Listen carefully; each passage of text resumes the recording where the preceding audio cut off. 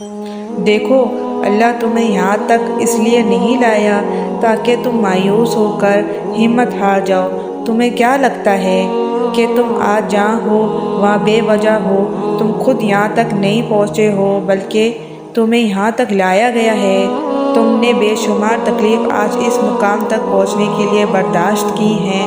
اتنا سفر طے کر لینے کے بعد آج جب منزلیں تمہارے سامنے کھڑی ہیں تو تم کیوں ہار گئے ہو؟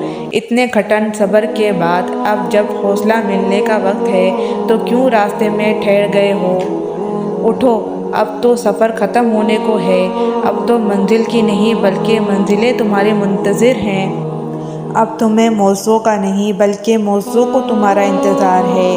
اب کن تمہاری ایک آخری دعا کا ارادہ باندھے ہوئے ہے کہ یہاں تم مانگو اور وہاں تمہیں منہ سے نکلی پہلی فریاد پر نواز دیا جائے۔ اب صبر کے زمانے گزر گئے ہیں۔ اب صلے ملنے کا وقت ہے۔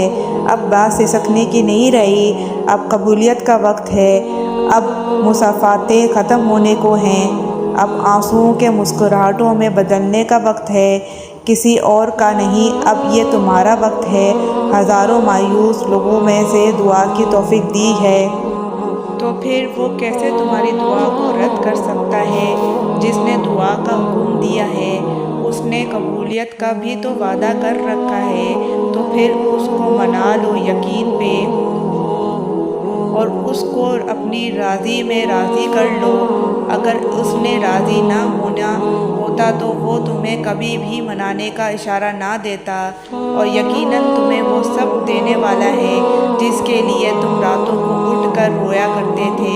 کبھی کبھار بس ایک ہی دعا سب بدلنے کے لیے کافی ہوتی ہے۔